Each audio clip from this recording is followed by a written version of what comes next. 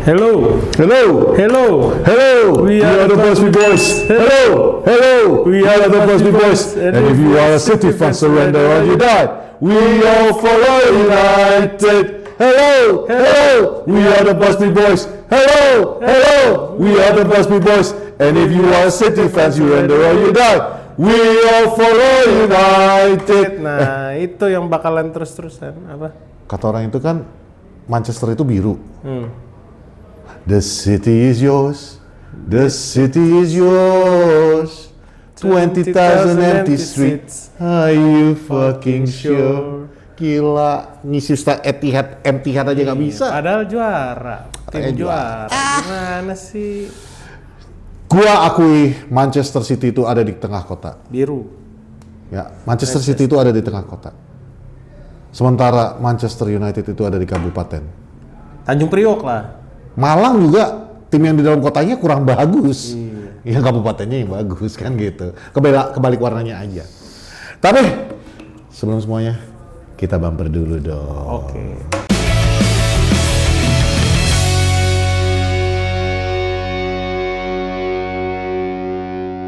Kembali lagi di Poros Salam bersama saya Patrick Dan saya Raymond Semenyo. Wah. Raymond Semenyo. Jadi tetangga. Apa kabar lu? Itu pemain yang bakal bikin susah. Udah pasti lah. Emang besok udah bakal main? Hah? Emang udah main? Wah, ini nonton ini yang gue bilang, nonton bola kalau nggak di X di live score. Kagak. Nah, ini nih. Cuma nonton MU doang. Iya, cuma Enggak, gue nonton anime. Emang udah bakal main? Gantiin gua. Nggak level. Kenapa? Sebenarnya 2 pertandingan cetak gol dua-duanya Udah. nggak tahu berarti. Enggak nonton gue. Gila itu, makanya gue bilang. Jadi apa ya? Kita nggak ada pelatih. Enggak, maksudnya kan gini. Dia kan cetak gol untuk City kan, maksud lo kan. Bukan gitu. Emang besok udah pasti main? Kan belum pasti diturunin. Nggak mungkin nggak diturunin. Gacor. Oh. Nggak mungkin nggak diturunin. Anyway, kita lagi ada di Gala Cafe. di Lebak Bulus. Iya ya. Di Jalan Adiaksa. Raya. Ya dekat Lebak Bulus. Ya, Lebak Bulus lah ini masuknya wilayahnya. Ini ruangan meeting ya. Ini ruangan meeting, tapi menunya juga enak-enak nih. Lo lihat. Wih. Wih, ada kentang, ada burger. ada kentang. Ini enak nih. Ya, gua rasain dulu, gua cicipin dulu nih burgernya. Seperti apa rasanya? Udah kita makan aja lah. Nggak tega gue bahas pertandingan besok. Sebenarnya kami malam ini berkumpul di sini membuat video ini karena sebuah kewajiban aja. Supaya ada aja episode. Kemarin udah marah-marah, kita udah nggak mau ngebahas soal itu lagi. Ini pelatihnya udah datang. Michael Carrick. Staff pelatihnya siapa aja, Pet? Ada siapa namanya? Jonathan Woodgate, terus ada Johnny Evans. Gampang nih. Dan yang terakhir itu Holland. Hah? Holland Bakery? Ya. Siapa? Holland Bakery. Bekas asistennya si Gerbang Selatan, gue lupa namanya. Satu lagi siapa? Steve Holland. Ya Steve Holland, nah itu dia. Satu lagi siapa? Ini yang kayak gini nih, nonton bola live score. Atau nonton bola MU doang ini. Aduh. Siapa yang satu lagi? Kalau bisa sih diundang acara-acara begituan. Karena gue jago. Dan dulu, siapa sih? Satu lagi? Hah? Nah, jadi kasih. Siapa? Coba tulis di bawah sebelum Nah. kita ngomong. Siapa satu lagi? Gua nggak mau kasih tahu. Karena udah kan? Hah? Holland, Woodgate. Para tuh gua kasih clue. Para Pokoknya ada satu lagi. Yang pasti Darren Fletcher kembali lagi ke pos. Lu kira dia bakal Minion. Kan itu Minion. Iya. Gimana sih? Kalau bikinnya lagu malah bingung gua. Sulit nih. Enggak gua kirain Fletcher tuh bakal masuk di dalam jajaran kepelatihan. Enggak lah, dia tetap megang reserve. Makanya balik lagi. Dia menurut gua secara teknik bagus, tapi bukan balik lagi. Menurut gua, nggak tahu kalian boleh tulis di bawah. Bang Fletcher pantas atau enggak ngelatih jadi kepala apa? Jadi kepala pelatih atau manajer? Enggak, sekarang udah nggak ada manajer di MU. Semua udah kepala pelatih. Jadi kepala pelatih di MU dia cocok nggak? Lo tulis di bawah. Gue pengen tahu pendapat lo dah. Tapi kalau menurut gua ya levelnya bukan di IPL orang itu. Ya, bukan masalah itu. Baru pertandingan pertama udah stres gimana? Ya makanya bukan. Nanti gue mau masuk ke sana. Maksudnya bukan bukan masalah dia kepala IPL. Lu belum pernah megang first team tiba-tiba sekelas Manchester United ya? Ya iya itu maksudnya. Gila kan. Cuman mengenai yang lu bilang tadi interviewnya Darren Fletcher, kalau lu ingat ketika lawan Burnley,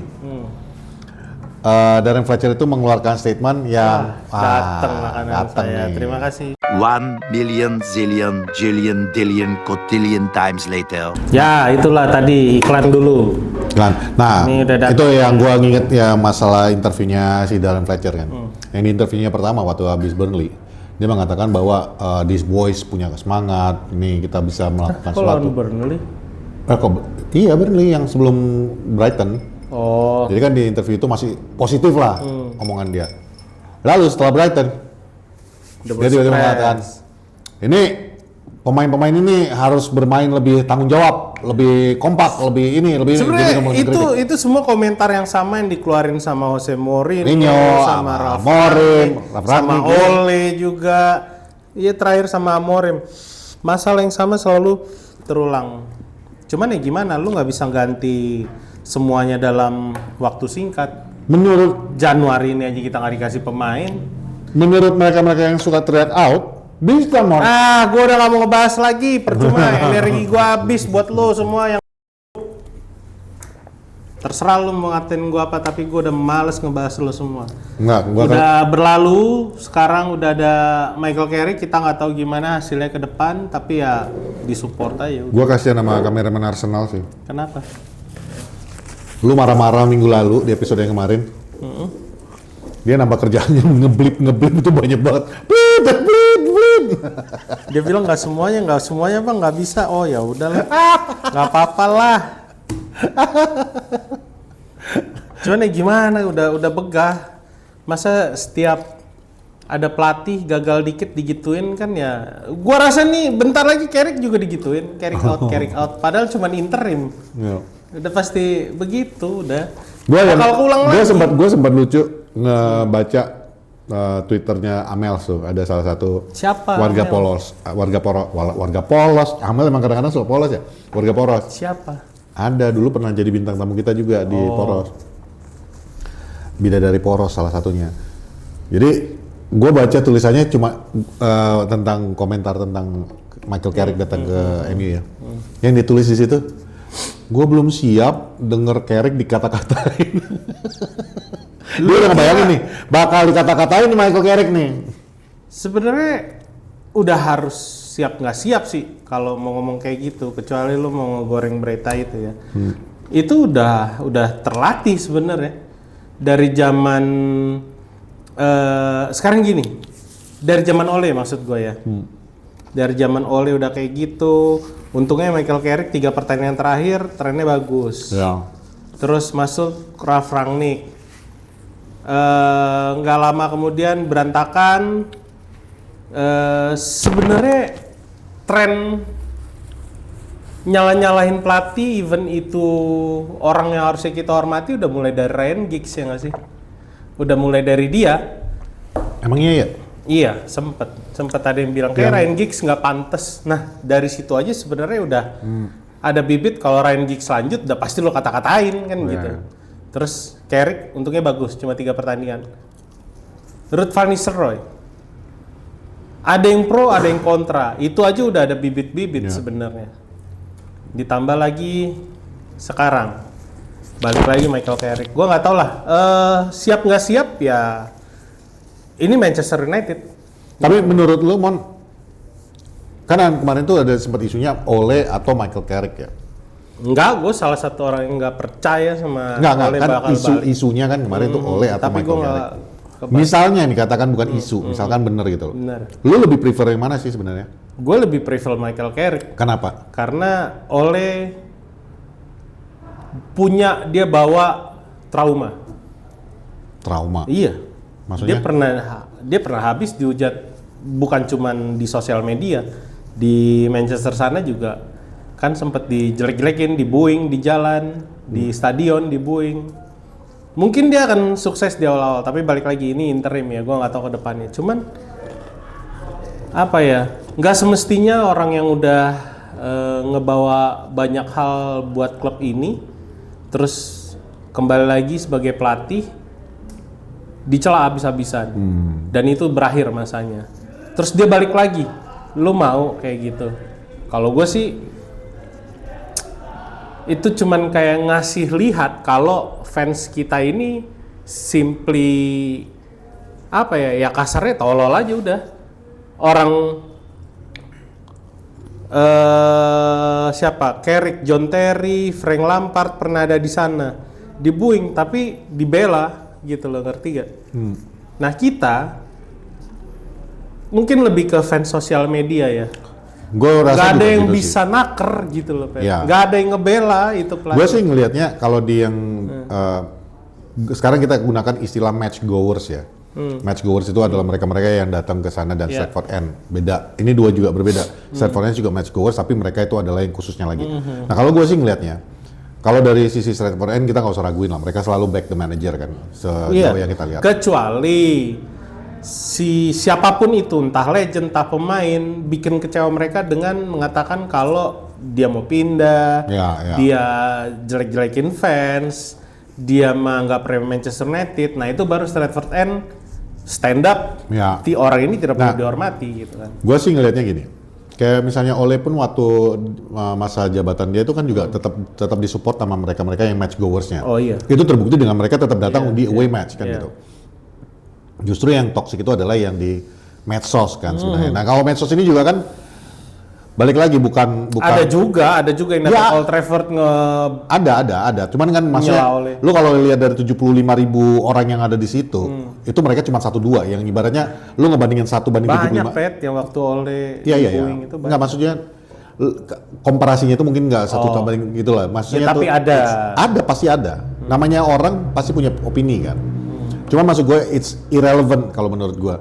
Nah sekarang yang masif itu justru kebalikannya. Di sosial media itu kan memang jumlahnya mereka tuh lebih besar ya. Gue masih ingat banget yang dulu disebut dengan bolot banding Ole out itu. Di satu sisi gue setuju dengan lu, gue lega bukan nama Ole yang sebagai pelatih, walaupun mungkin itu isu atau apalah itu ya. Lebih kepada itu tadinya lebih kepada gue nggak tega ngeliat dia harus ngelaluin yang gue ngerti dia loyal servant to the club, dia setia banget sampai mau kayak gitu kan, tuh udah setia banget ya. Cuman maksud gue tuh gue nggak mau ngeliat lu ngelewatin itu lagi untuk kedua kalinya, karena itu pasti yang terjadi setelah misalnya apalagi ini target untuk masuk Eropa nih. Ya betul, siap nggak siap tapi mendingan enggak gitu loh. Lo nggak usah ngebahas itu, mendingan nggak usah.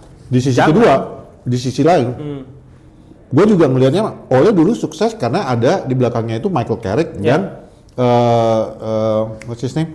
Kieran McKenna. Nah dengan kemarin waktu Michael Carrick yang ngambil interim 3 pertandingan itu kan kelihatan banget nih permainannya tuh fluid, enak dilihat. Ronaldo dicadangin. Ya makanya menurut gue ini salah satu brain utamanya ini adalah Michael Carrick. Gue yakin McKenna juga ini ya bagus, dan makanya nggak mungkin dia bisa mengarungi satu Premier League dan membawa tim Championship kalau nggak memang karena jeniusnya.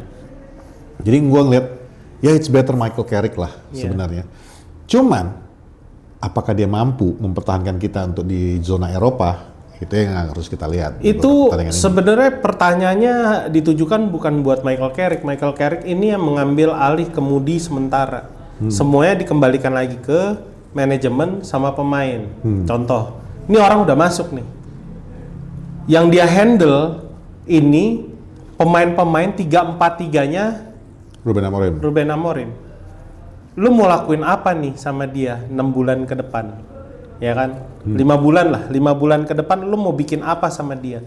Lu mau ngebiarin dia handle Manchester United dengan cara yang lama? Oke, kita tahu. Nggak tahu ya kalau kalian, tapi Michael Carrick itu pernah pakai 3-4-3 pernah pakai 352 walaupun nggak banyak. Gue ngomongin waktu dia masih di Middlesbrough. Waktu di Man United pun dia sempat gue bilang bukan berspekulasi, dia ngeliat kebutuhan pemain. Cristiano Ronaldo dicadangin, dia pakai strategi 4-3-1-2. Dua penyerang. Gue inget waktu itu dua orang itu Sancho sama Rashford apa ya kalau nggak salah. McTominay, Fred sama ini Matic. Ya bener, di depan itu dia awalnya pakai 4-2-3-1 yang udah nyaman dipakai Ole. Ole itu kan dipecat ketika kita kalah lawan Wolves. City 0-2. Wolves. Watford. Watford ya. Kita kalah lawan Watford. Skornya telak tuh, gue lupa berapa. Pokoknya telak 3-0 tanpa 4-0 lupa gue. Baru situ diselesaikan masa jabatannya. Nah, dia nerusin tuh 4-2-3-1 somehow kita di Liga Champion menang meyakinkan 2-0 kan. 0-2 kandang Villarreal gitu. Baru besoknya tandang ke Stamford Bridge. Nah, itu dia pakai 4-3-1-2. Matic, McTominay, Fred di belakang. Hasil seri. Baru dia ngerubah lagi jadi 4-2-3-1. Ronaldo di Chelsea tuh dia main di babak kedua. Gue lupa menit keberapa, tapi kurang nolong juga, udah telat. Di pas lawan berikutnya siapa? Arsenal ya yang kita menang ya? Iya. I don't remember. Arsenal kita menang 3-2. Cristiano Ronaldo brace 4-2-3-1. Yang artinya ini orang berani dengan pilihannya sendiri. Ini menurut gue modal penting ketika dia handle Manchester United. Jadi menurut gue apa yang dia udah lakukan di Middlesbrough, di Borough, dia tuh udah ngelakuin semuanya. Kalau gue ngelihat, kayak sempat di-tweet juga sama Minpor di Twitter gue ngelihat. Dan itu datanya semua keluar.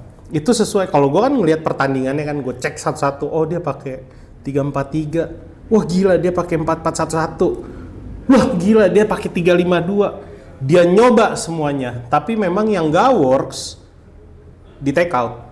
Kayak 3-4-3 sebenarnya dia pakai cuman satu kali, dan kalau nggak salah itu lawan Norwich. Dia menang. Dia seri 1-1. Terus dia balik lagi ke 3-5-2.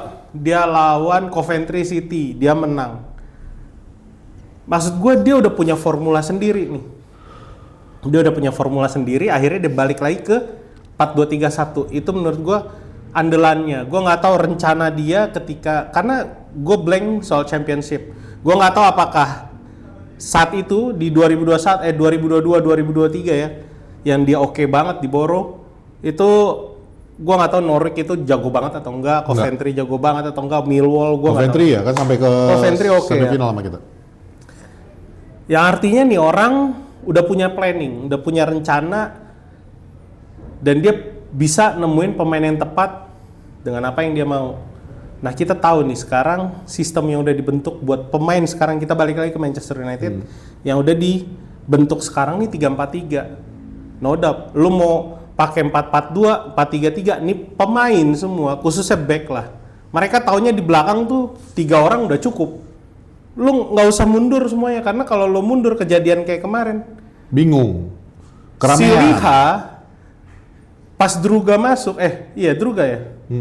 Pas masuk, dia ngelihat kanan kiri, jadi kayak nggak fokus. Akhirnya tuh orang lolos pas lawan Brighton. Berarti kan kayak mungkin harus menyesuaikan lagi kalau lo pakai 4-2-3-1. Mungkin ini feeling gue ya. Mungkin lawan Man City ini, gue malah berharap dia nggak pakai 4-2-3-1. Jadi dia balikin 3-4-3. Kenapa? Karena sekarang Ahmad sama Mbumbo kan udah gagal di AFCON. ya udah akan Tinggal Mazraoui. kembali. Nanti kita bahas Mazraoui, ini menarik. Ya. Ahmad terbiasa main jadi wingback. Kalau dia nggak main jadi wingback, dia taruh di depan, Bumo mau ditaruh di mana? Ya, Ngerti itu nggak dia. maksud gua? Kalau lu mau menurunkan pemain terbaik lu lawan klub, gue bilang sehebat City ya. Sehebat City ya lu harus turunkan formasi terbaik. Lu nggak mungkin lagi naruh Dalot jadi wingback di situ. Lu pakai 4-2-3-1, totally amat nggak main. Bisa sih lu mainin 4-3-3 kalau lu mau memfasilitasi Bisa, semuanya. tapi menurut gue bakalan kacau sih, Pet. Enggak, cuman keinginan masyarakat sosmed fans MU ini kan nggak terjadi lagi. Artinya Bruno terpaksa turun lagi ke belakang. Gue suka dengan cara, wah luar biasa dia main. Lu kalau nonton pertandingan, gue track back pertandingan dia waktu dia Siapa nih? tahun Siapa nih? pertama di Boro, Oh, Carrick. wah luar biasa semua pemain dibikin. Mainnya sabar, main kayak semi tiki-taka tapi mainnya cepat. Mainnya pelan. Nggak ada yang kayak semua, kalau kita kan kayak misalnya kita mau lolosin bola, kepung aja tuh. Pasti misalnya 2 pemain lawan, pasti ada 3 pemain kita. Kalau ada 3 pemain lawan di sisi kanan atau di sisi kiri, pasti ada 4 pemain kita. Dimana pasti kita udah bikin trap, bola lepas. Pasti antara Ahmad atau Bumo enak kejar bola di sayap ya kan. Nah, ketika gue perhatiin pertandingan Boro waktu dia pegang, nggak kayak gitu, Pet. Bener-bener kayak Manchester United zamannya Fergie. Gue passing ke lu passing ke kameramen Arsenal biar lu langsung lari, dia langsung jadi kayak TikTok gitu loh. 3 udah pasti unggul orang, bener. Tapi apa ya kalau gue bilang itu apa ya istilahnya ya, nggak bisa bilang tiki taka juga sih, tapi Ya lebih kepada permainan tim kayak dulu Chicago Bulls triangle kali ya. kok Chicago Bulls. Nggak, Bulls kan dulu mainnya triangle kan tuh. Ini deh Madridnya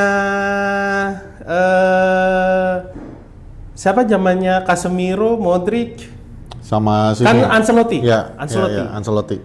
Ancelotti nggak bisa melakukan itu di Everton karena kita tahu pada saat dia menukangi Everton komposisi pemainnya seperti apa ya kan. Nah, Ada Pereira. Kok Pereira? enggak, jelek. Nah, ini kita ngomongin Manchester United yang bisa dibilang nih pemain semua punya suara, bisa dibilang semua pemain senior dan pemain tumpuan negaranya masing-masing. Kita ngomongin Ahmad, kecuali Kunya ya. Kita ngomongin Bumo, kita ngomongin siapa namanya, Sesko. Bruno, Sesko, terus Dorgu Iya, tim utama Denmark. juga. Si siapa? De Ligt. De Ligt, Maguire. Jadi ini orang yang udah ngerti, bisa dibilang udah ngerti kalau pelatih bawa sistemnya ke gua harus cepat paham dan gua harus terjemahin di lapangan seperti apa. Kalau 4-2-3-1 gua bisa. Tapi kalau 4-2-3-1 ya itu yang gua bilang, atau 4-3-3 itu yang gua bilang.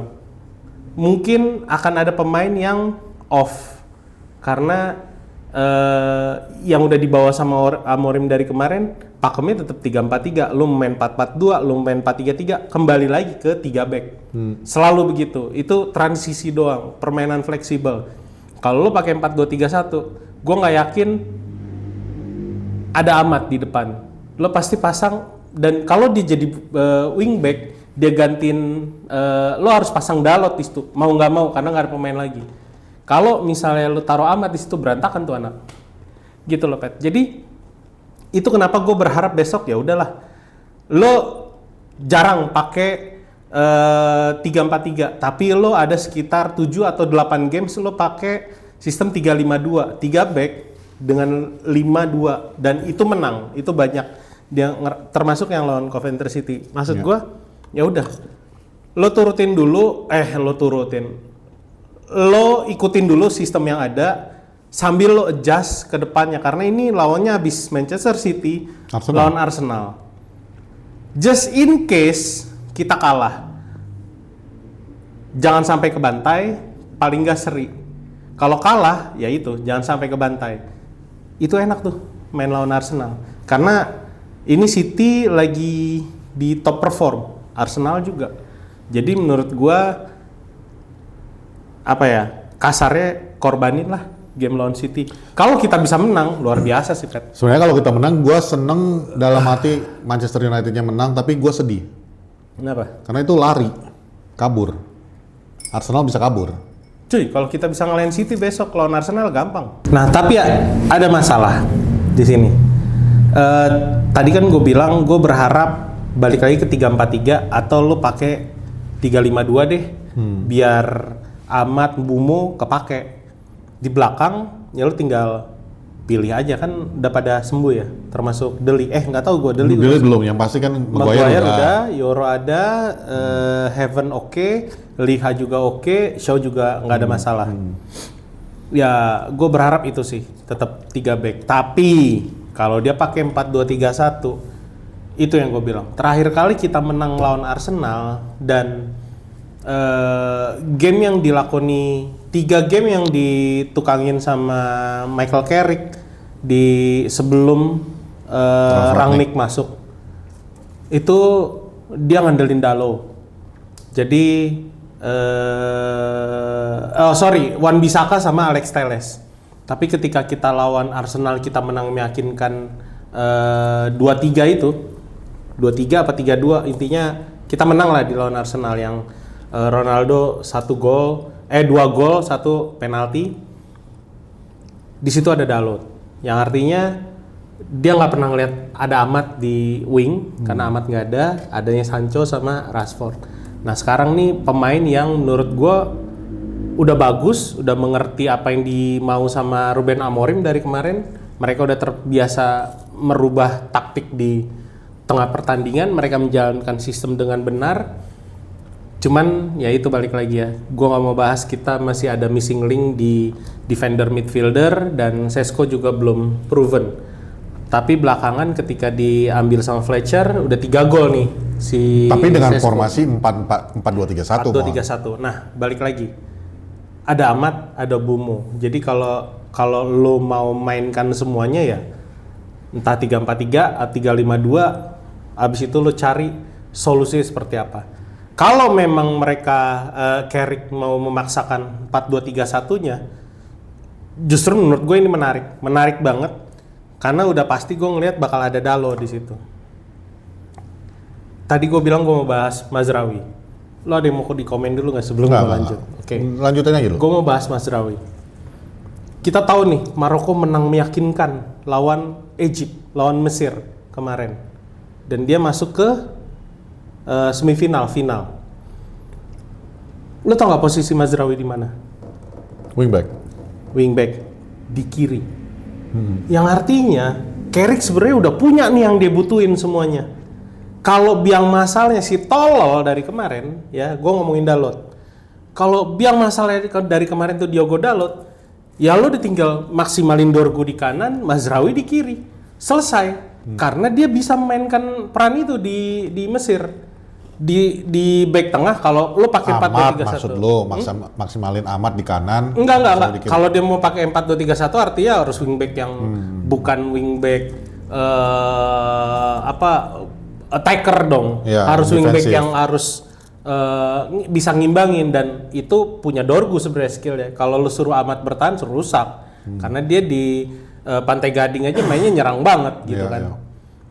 Ya lo tinggal pilih aja di depan sebenarnya. 2 itu di tengah udah pasti punya Bruno sama Casemiro. Di depan itu Cunha, Cunha, Mbeumo sama Mason Mount. Di depan Sesko, atau Cunha tuh sebenarnya bisa jadi second striker. Iya. Ya, lo bisa mainin formasi baru malahan menurut gua, ya kan? 4-4-1-1. Kalau lu mau pakai, kan dia toh juga udah terbiasa main 4-4-1-1. Itu perannya Ahmad kepake, Dalot juga bisa main, yang menurut gua sempat jadi andalan dia waktu dia masih jadi interim terakhir. Cunha bisa di atas, Sesko di jadi target man. Mbeumo juga bisa kepake, either dia di tengah bareng sama Bruno, Ahmad, karena artinya kalau 4-4-1-1 Mbeumo itu bisa jadi central attacker. Ribet dong, Mon. Itu menurut gua. Jadi kalau lo emang belum ada jalan keluarnya, kita lihat aja nanti ya. Ini Sebenarnya- menarik sih menurut gua. Di Sebenarnya pertandingan kalau lu pertama mau ini mainkan semuanya itu yang tadi gue bilang pakai 4-3-3 atau 4-4-2 atau 4-1-1 lu tuh juga sebenarnya bisa. Iya. Tapi dengan format di wingnya itu justru lu masangin di situ Ahmad. menarik. Gua makan. Bumo itu ada di sebelah di jadi second striker justru. Ahmad di wing kanan, Cunha di kiri, wing kiri. Casemiro sama Bruno di tengah, tapi itu yang gue bilang tadi. Bruno tidak akan lagi efektif, tidak akan bermain di 10 lagi. Balik lagi dia posisi Iya. 6 atau 8. Atau gini, bisa juga kan dia bilang kemarin di wawancara kalau dia mau maksimalin bakatnya Maino. Dia tahu kekurangannya anak muda di Manchester United karena dia asli Salford dan dia tahu cara main rata-rata bocah Inggris, ngerti nggak? Jadi dia bisa, bahkan dia kayak ngomong kayak gitu, gua rasa dia nge-challenge dirinya sendiri juga. Gue bisa kok, yang nggak bisa dilakukan sama Ruben Amorim, nggak bisa ngembangin bakatnya Maino, gue bisa gitu loh. Kalau mau, ya Bruno sama Maino di tengah. You know what? Kalau gua saran gua kepada Michael Carrick, kalau gue bisa nyampein saran ke dia, you can't make everybody happy. Iya. Udah sesimpel itu aja. Karena gini, kita duduk di sini tadi beberapa menit kita habiskan memikirkan untuk memfasilitasiin semua nama-nama ini bermain bersama di dalam satu tim. Selain lu main 3-4-3, lu nggak bisa fasilitasiin semua. Bahkan dengan 3-4-3 aja, korban udah ada kan Kobbie Mainoo. Iya. Atau Ahmad. Nggak, kalau 3-4-3 otomatis yang nama-nama Iya. kan udah pasti Iya, main semua. Kobbie Mainoo, betul. Kobbie Mainoo udah pasti dikorbankan. Iya. Kalau lu mau main 4-4-2, lebih banyak lagi yang jadi korban. Iya. Itu udah pasti. Dan orang yang kena impact-nya orang yang jadi andalan dari kemarin. Nah, Ahmad atau Bumo. atau ya Bumo kan gitu. Jadi basically kalau menurut gua, saran gua yang bisa gua kasih terbaik buat Michael Carrick adalah ya udah, lu nggak bisa bikin semua orang senang. Betul. Yang penting lu ngerti objektivitas lu aja. Objektivitas lu, target lu datang ke Manchester United adalah sebagai caretaker untuk menjaga Manchester United di zona Eropa. Iya. Jadi menurut gua, it doesn't matter Sorry. formasi apa yang lu mau turunin. Toh lu mau, kalau kita tarik balik lagi benangnya ke permasalahan kemarin, manajemen pengen MU bermain 4 back. Ya udah, otomatis lu bermain 4 dong. Ya kalau memang kita mau itu. Kalau besok tiba-tiba Michael Carrick main 3-4-2-1, gue bakal ketawa. Gue bener-bener bakal ketawa. Karena Mungkin bukan 3-4-2-1 kalau gue atau ngeliatnya 3-5-2 atau 3-5-2. Intinya back 3. Kalau sampai Michael Carrick bermain back 3 back, gue ketawa, Mon. Kenapa? Artinya you sack a manager yang main 3 back dan yang lu gantikan dengan yang main 3 back juga. Cuman balik lagi gue bilang, Michael Carrick harus bisa membuat jati dirinya sendiri di sini. Ada beberapa statement di Twitter yang menyatakan bahwa Michael Carrick aja di Middlesbrough gagal. Lu tau nggak kenapa dia gagal? Gue tahu. Itu yang maksudnya. Oke, nanti kita bahas. Itu makanya gua mau nyampein. The only reason Michael Carrick gagal di Middlesbrough adalah ketika manajemennya memjualin semua pemain Iya, intinya. betul. Main Jadi inti semua. Jadi ya Michael Carrick was left with nothing. Dan itu pemain-pemain hebat yang ada di IPL sekarang. Ya, dan itu yang membuat kurang lebih gambarannya itu kalau lu, dan jarang nggak kita ngikutin championship ya. Kalau lu mau contoh perbandingannya itu kayak Wolves. Di mana pemain-pemain utamanya itu udah terbuang semua, ya. habis semua ya. Michael Carrick disuruh melakukan sebuah sulap hebat untuk Dia berharap dia tetap bisa megang tim di mana musim depan tuh semuanya timnya hilang. Nah itu, jadi that's the only reason why he failed. Jadi menurut gua Michael Carrick is the right man for the job. Nah sekarang Mon, yang gua jadi concern gua, Ya. selain satu tadi yang udah sentuh masalah semua pemain ini harus difasilitasiin.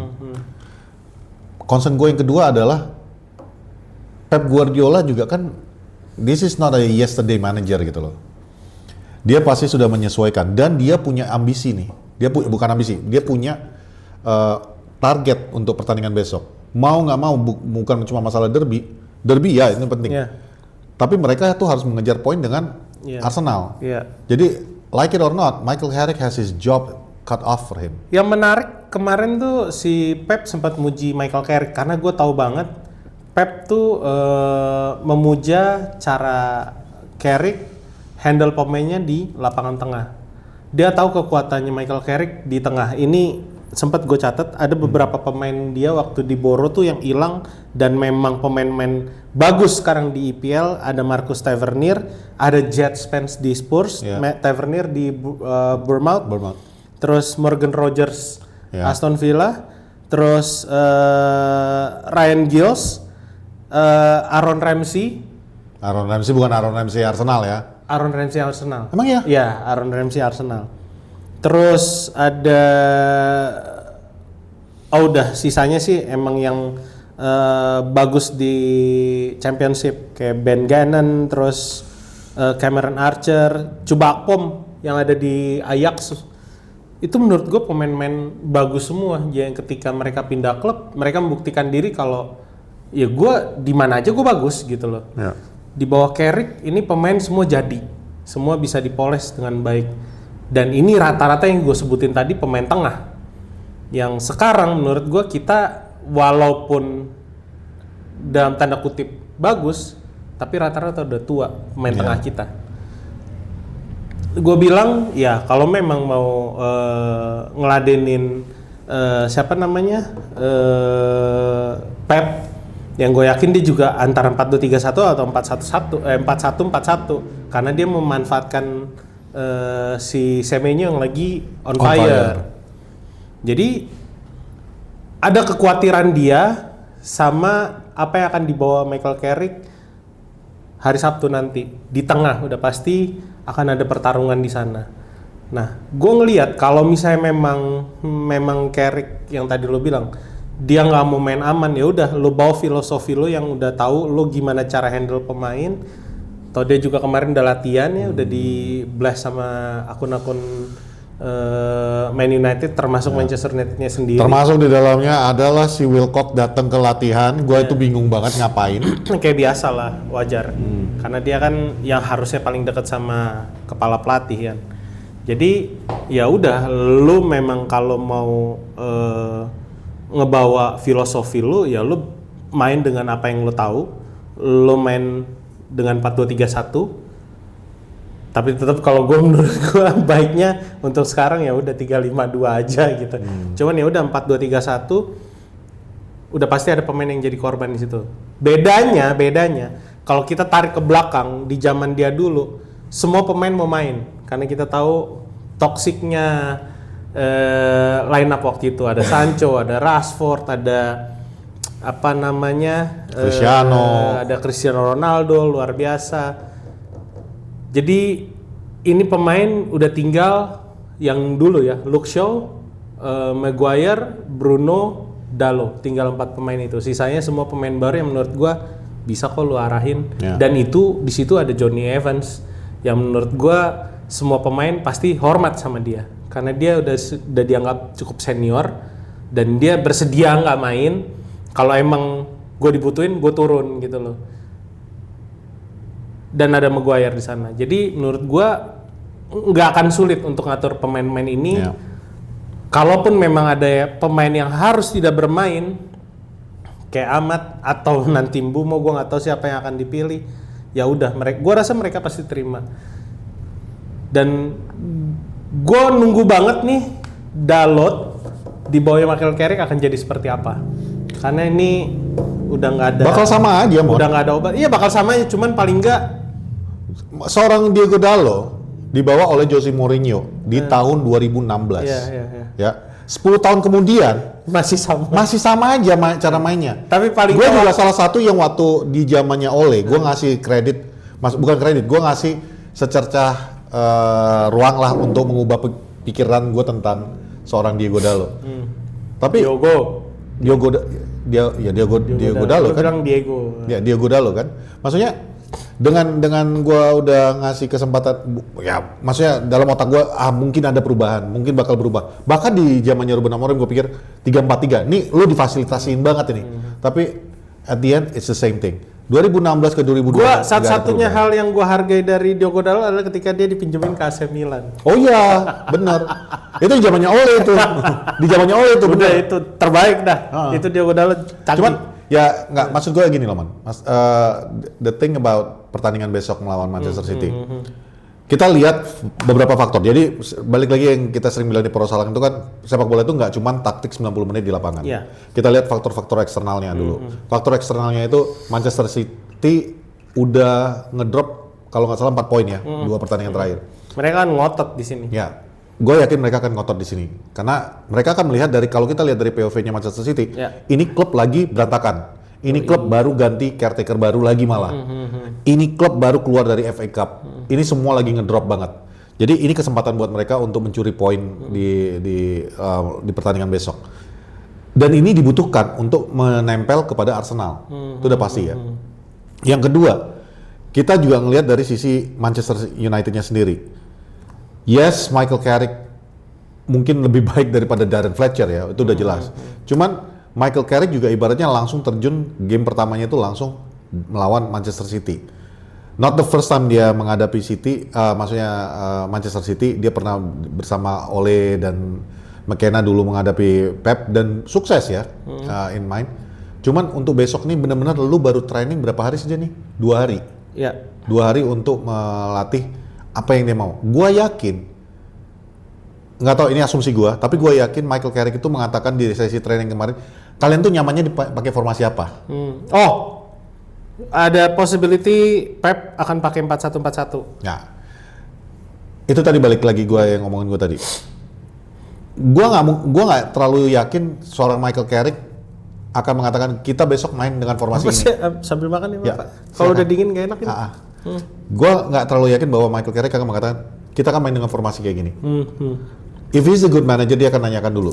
Kalian nyamannya di posisi kita Seperti bermain apa yang seperti apa? dilakukan sama Ferguson. Betul. Kita mau main 4-2-3-1, Aduh. kita mau main 3-4-3, atau kita mau main dengan yang gua arahkan. Itulah yang akan dipakai 2 sesi training yang terakhir nih. Kalau yang gua lihat dari foto-foto dan video training yang 2 hari terakhir nih, it seems all well ya. Bruno kayaknya nempel ke Carrick, terlihat kayaknya semua enjoying the session. Pernah berjuang bareng soalnya. Nah, ya, maksudnya mereka juga pernah sama-sama ngerasain bareng-bareng kan.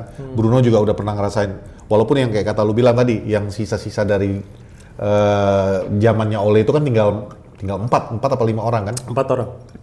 Jadi, but at the end of the day, mereka itu kelihatan enjoying the game. Nah, itu yang Pelatih baru. ya honeymoon lah atau apalah. Cuman itu yang ke POV gue lihat untuk pertandingan besok itu, Carrick sendiri dia kalau nggak tepat besok untuk menentukan strateginya, tentu saja harus menyesuaikan juga dengan apa yang akan dilakukan Pep. This will be a disaster. Kalau lu tadi bilang kan, yang penting jangan terbantai. Iya. Gue justru ngelihatnya, gue nggak pernah ngelihat yang namanya Haaland itu punya rasa kasihan. Ya, gue nggak pernah ngelihat Pep itu melahan timnya untuk Tambah sekarang ada Semenyo yang dia Lagi ternyata memang dia nggak suka sama Manchester United. oh ya, Iya. tahu dari mana? Hah? Ada beritanya kah? Ada konteksnya? Ada. Oh. Nanti aja lah, nanti Tapi- jadi ribet. Cuman ya maksudnya with all this in mind, itu menjadi pertandingan yang berat banget untuk Michael Carrick besok. Kalaupun dia kalah, gue nggak bisa terlalu nyalahkan. Gue tetap akan menyalahkan Ineos dan Glazers. Wilcox.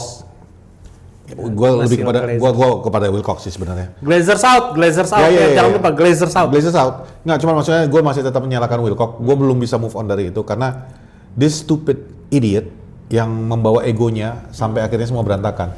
If he did his job, kita kan nggak akan pernah meributkan masalah ini. Iya, kan, gitu. iya. Nah, cuman itu dua faktor eksternalnya. Internally, City saat ini lagi, walaupun mereka kehilangan 4 poin ini, they're fine karena they're scoring goals. Di FA Cup juga kemarin mereka ngebantai, ya berapa? Lawan Exeter ya, 10-1. 10-1. Jadi rasa percaya dirinya udah lagi bagus. Sementara di sisi internalnya kita lagi ada masalah dengan Dan atas. mereka menang lawan Newcastle aja menurut gua udah modal bagus banget. Iya, ya di luar Walaupun itu. EFL ya. Ya maksudnya gini loh, kok EFL? Iya EFL. Karabau. Karabau. Iya EFL. Oh iya iya. Nggak, maksudnya Lawan Cuma maksud gue tuh kalau misalnya kita ngomongin tentang internalnya Manchester United, kita udah ada gejolak di tentang manajemen, kita baru keluar dari FA Cup. This is not the right time untuk kita menghadapi Manchester City sebenarnya. Iya. Walaupun kita sekarang udah, kalau semua kalian pasti setuju, kita udah tinggal fokus di liga doang nih. Di liga juga apa yang mau kita fokusin lagi? Enggak, maksud gua udah nggak ada tanggung jawab apa-apa. Oh iya. Lu gila-gilaan aja udah. Main kalau gue bilang ya dari dulu, kalau udah tinggal pilihan, udah tinggal liga, main sampai patah kaki udah. Kalau lu mau bertahan di Liga Eropa, kalau enggak ya udah. Kalau lu sampai amit-amit gitu ya ke bantai itu gue ngomongnya di 3-0 dan seterusnya. Ya itu tadi lebih selisih gol lebih dari 3 itu menurut gue udah ke bantai. Kalau itu terjadi akan berat ke depannya. Sebenarnya itu tadi poin ketiga yang mau gue angkat. Kalau kita bandingin Manchester United dengan City untuk besok, City harus mempersiapkan diri untuk Champions League. Mereka juga masih ada FA Cup yang harus dihadapi mereka. Lawan Bodo Glimt. Ya, jadi mereka masih ada beberapa pertandingan yang mereka harus fokuskan. United, advantage-nya justru yang kayak lu bilang tadi. Literally, lu bisa perang. Iya. Literally, lu bisa main lu nggak ada pertandingan di tengah minggu, lu akan main lagi nanti abis besok lawan City tuh Arsenal di hari Minggu ya. Iya, minggu depan. Literally, artinya udah satu kan, minggu.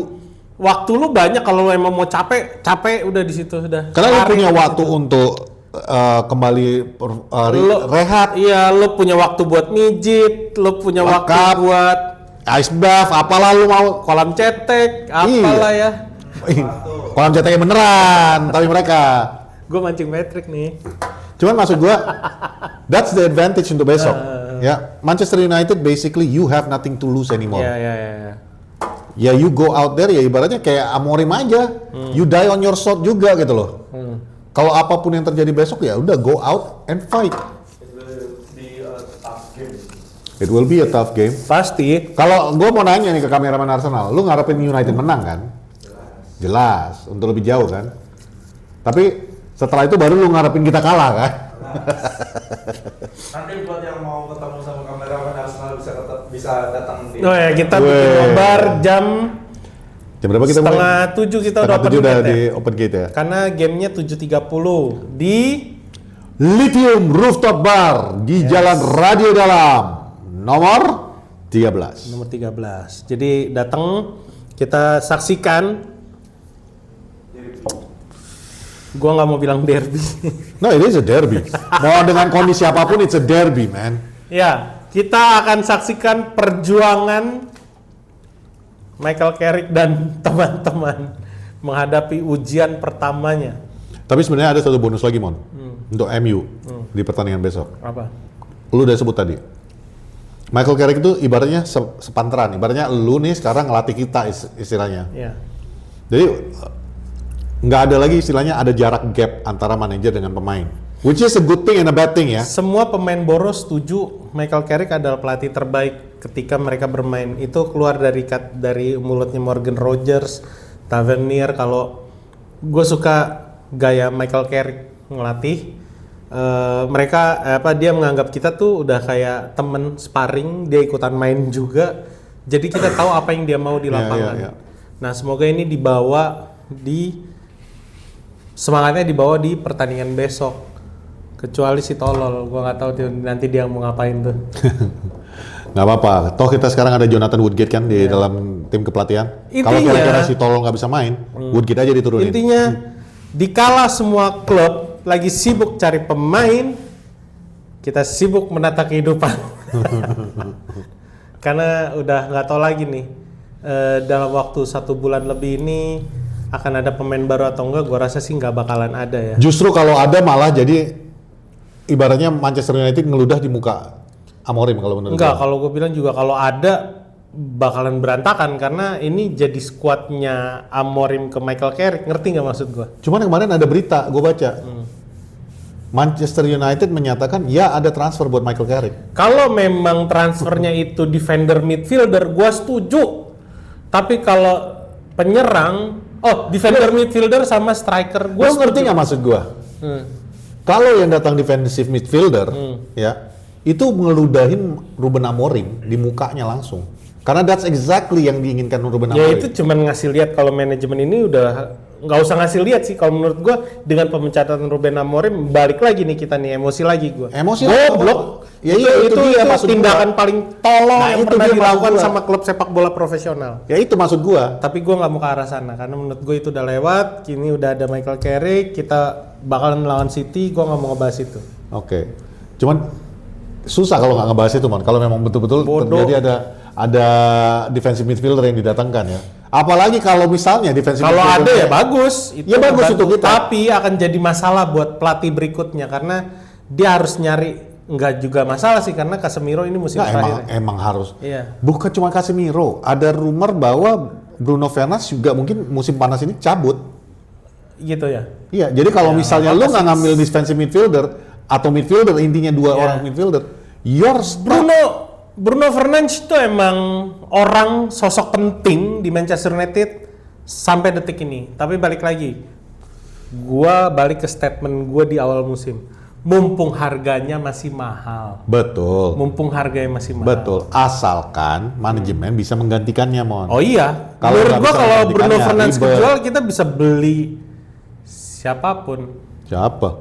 Ya, kan kita nggak tahu pelatihnya nanti siapa nanti. Lu bilang kita bisa beli siapapun. Emang semuanya mau datang ke MU dengan Ya kondisi kan nggak kayak tahu gitu. siapa pelatihnya nanti. Kalau pelatihnya tiba-tiba yang datang kucuk. Halo, saya Xabi Alonso. Nggak, kelar. Halo, saya Jurgen Lu Klopp. setuju nggak? Lu setuju nggak kalau Xabi Alonso? Setuju, kenapa enggak? Melihat track recordnya di mana nih? Real Madrid atau di Bayern Leverkusen? Di Bayern Leverkusen. Oke. Di Real Madrid itu udah keburu waktu dia masuk itu udah keburu diisi sama Cristiano Ronaldo, sama Hah? Bruno Fernandes. Enggak, ini ibaratnya. Ah. Itu udah ada Cristiano Ronaldo, udah ada Bruno Fernandes, ada Wayne Rooney, ada siapa namanya? Rashford. Udah ada Mbappe, udah ada Bellingham, Vinicius Junior. Vinicius Junior. Kalau gue bilang sih mati. Nah, cuman kalau lu Dia datang ke Manchester United. justru gua lebih ngelihatnya tuh ke arah Real Madrid kalau lu mau jadikan komparasinya. Karena lu Enggak lah, Nggak, jauh gini, lu mau bandingin Manchester United sama Real Bukan. Madrid. Gila kali lu. Bukan, gini. Maksud gue pemainnya kan? bukan Beda pemainnya, jauh juga. bukan pemainnya, bukan kualitas pemainnya. Jelas lah gila. Orang gila mana yang mau membandingkan kita dengan Vinicius Junior sama Mbappe? Maksudnya egonya. Kondisinya, mentalitasnya. Ketika dia nanti masuk dan pressure-nya. Ini dua klub yang ibaratnya highlight media. Media itu akan paling senang ngomongin yang dua ini. Menurut gua, Xabi is a good manager ya. Gua gak peduli dia bekas Liverpool atau apa.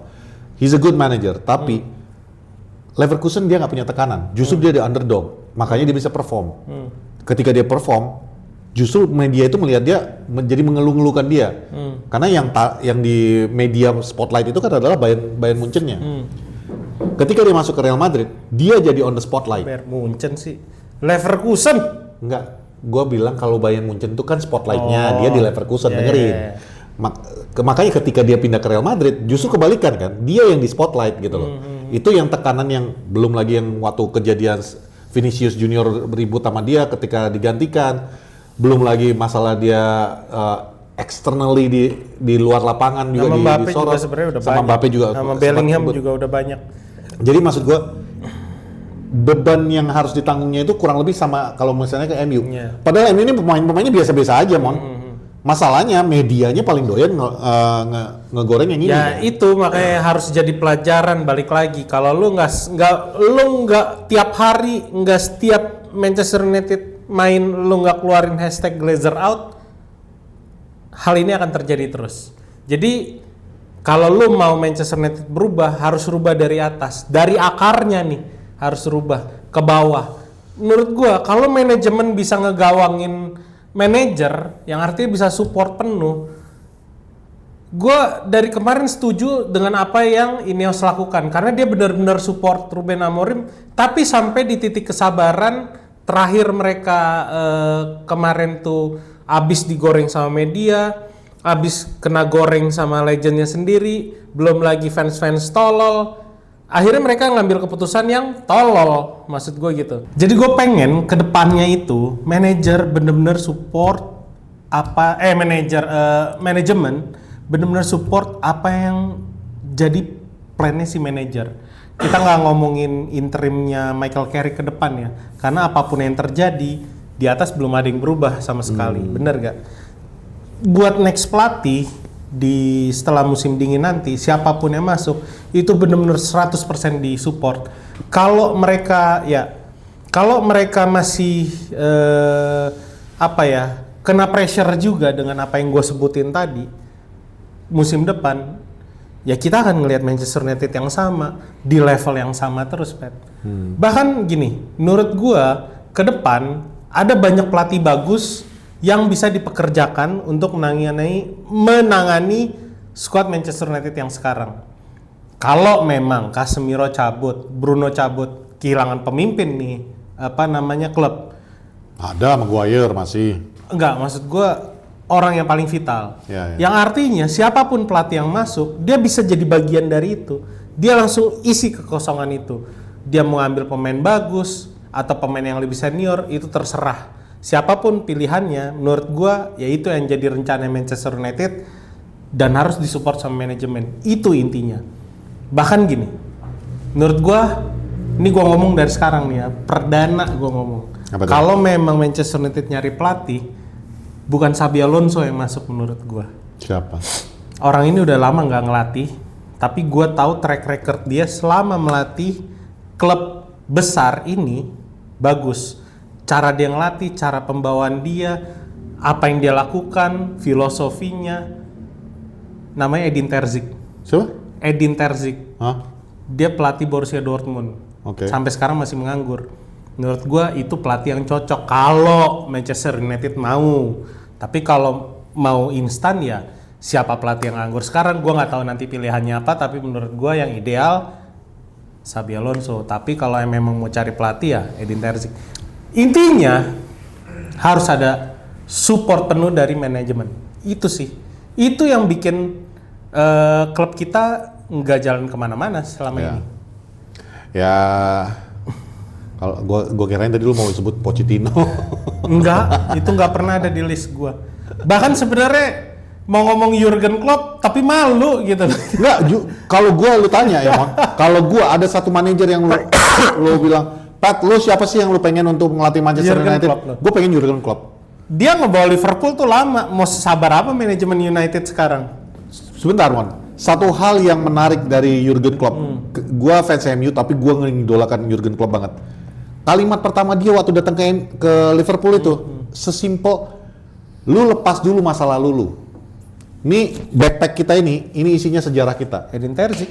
Tapi kalau selama lu membawa masa lalu kita ini berat beban kita untuk jalan ke depan. Itu yang dilakukan Edin Terzic buat mengencourage pemain sama manajemennya Borussia Dortmund karena mereka masih belum move on dari Jurgen Klopp waktu itu. Jadi gue mau masuk sini, lu tinggalin semua masa jaya itu di belakang. Ini ada gua sekarang. Nah itu, kenapa gue suka sama Edin Terzic. Ya intinya kita sama-sama suka ex pelatihnya Borussia Dortmund lah iya. kan. Cuman entah kenapa kayaknya fans MU, supporter MU juga banyak yang trauma sama Borussia Dortmund. Kenapa? Datengin Sancho dari Borussia Dortmund kan. Gue nggak tahu lah. Intinya ya kita lihat aja nanti apa yang dilakukan sama Michael Carrick di pertandingan pertamanya, di ujian pertamanya yang menurut gue ini luar biasa sih. Ini Ya iyalah. super ujian kalau gue bilang. Lo tau gak? Ini dibaptis dengan api beneran ini. Iya benar. Nobar yuk, malam minggu. Yuk, Mari. bagi kalian yang ada di sekitar daerah Jakarta Selatan atau pengen nongkrong sama kita Banyak loh yang datang dari Cibubur, dari Oh iya, Sawangan betul. ada, Lu? dari BSD Enggak, mereka komen. Iya ada bang dari Cibubur sama Sawangan, lu berdua. si Asad Ya, Asad, deh. ya. Nggak, Si Asad kalau deh. kalian Sabtu ini kan tuh malam minggu ya, apalagi kalau kalian jomblo, yuk bergabung dengan kita akan nonton bareng di Lithium Rooftop Cafe. Muka pintunya itu jam 6.30 ya, setengah 7 kita udah buka pintu. Kalau kalian mau datang nongkrong-nongkrong sama kita bahas lagi tentang Amorim kita bahas lagi tentang Michael Carrick come and join us. Kemarin tuh waktu lawan Newcastle yang lu gak datang itu ya? Gua nggak datang Newcastle, Ya. gua lagi sakit. itu ada yang datang nanyain lu rata-rata. Gue bilang ya kalau mau ngobrol soal MU, ayo. Cuman tunggu dulu nih, gue lagi karena pada nggak ada orang, jadi gue jagain pintu. Takutnya ada yang masuk. Bingung. Oh iya, ada yang ngomong. Kemarin di komentar, mulai nggak kompak nih, poros. Kemarin gue datang nobar, Bang Pet nggak ada, cuma Bang Emon. Lagi berantakan semuanya. Nah ini Bang Pet siaran sendirian, nggak ada Bang Emon. Gini loh kan, bukan kita nggak kompak kan. Ini kan kanalnya dua bapak-bapak ya. Namanya bapak-bapak itu kesehatan udah mulai menurun. Dari tadi nih gue ngisep ginian. Ada yang komen lagi tuh, orang yang sama, dia bilang, Bang, tensi berapa, kolesterol berapa? Iya. Tapi bener, aman, gue aman, cuman darah tinggi gue yang nggak beres. Nah jadi itu bukan nggak kompak, tapi kesehatan kita yang kurang mengizinkan. Cuman untuk besok kita sama-sama hadir, kita semua hadir, insya Allah satu tim lengkap. Besok karena ini derby juga kan. Yang kangen sama Minpor juga ada Minpor sebenarnya di Nobar selalu ada ya. Ada. Tinggal kalian datang aja. Jadi cuman kemarin dong nggak ada semua, ada gua doang. Ya kalau kemarin cuman Emon. Ya. Kameraman Arsenal balik pulang ke kampung. Gue lagi sakit. Si Minpor juga lagi pulang tuh. Pak Prot ada janji jam 6. Ya. Jadi nobar di rumah, nggak nobar. Notri. Nobar sama istri. Notri ya. Nonton sama istri. Jadi ya intinya ayo join, kita ngobrol. Nanti kalau misalnya ada kesempatan, waktu masih banyak, kita diskusi. Lo mungkin ada yang mau lo ungkapkan, kecuali lo tulis komen di bawah soal yang terjadi di Manchester United sekarang. Kalau bisa dibilang ini udah bukan gaduh lagi, ini udah kebakaran gitu loh. Terus kalau kalian ketemu sama kita, nggak usah sungkan-sungkan, samperin aja langsung. Bang Mon, apa kabar Bang Mon? Nah, SKSD aja, kita mah santai-santai. Slow. Baik. Oke, mungkin itu aja ya pembicaraannya. Mau ditraktir bir sama Patrick? Ya, enggak. Kemarin habis tadi lo bilang bukan yang gue belajar dari kesalahan gue yang kemarin. Apa? Jadi pernah satu nobar gue nraktir beberapa orang tuh buka botol kan bir. Terus? Tapi habis itu gue dibisikin, Bang, emang semuanya bisa minum bir Bang? Gue mati, iya juga ya, gue salah juga. Nggak semuanya. Jadi ya mungkin next kita nggak bir lah, mungkin gue traktirin yang lain aja. Oke, gue Patrick. Dan gue Raymond. Dan ada kameraman Arsenal, kami Poros Salang. 29